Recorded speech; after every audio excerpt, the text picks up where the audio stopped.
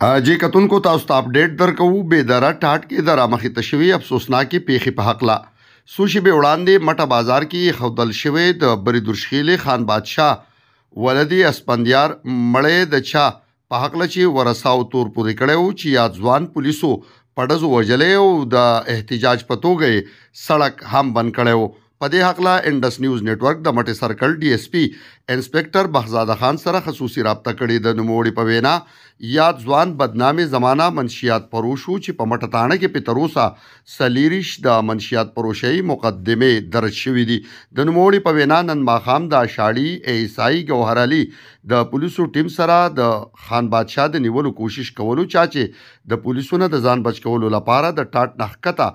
جوور خوړ او کندې ته ټوپ وهلې او سخت جوبل شوی دغه جوبل خان بادشاه پولیسو په سرکاري گاډي کې د مټه هسپتال ته منتقل کولو چې په لارې ساور کړي ډي اس پی انسپیکټر بهزاده خان وایي چې دا وخت روډ کلیر شوی او د خان بادشاه د مړي پوسټمارټم روان دی کوم چې به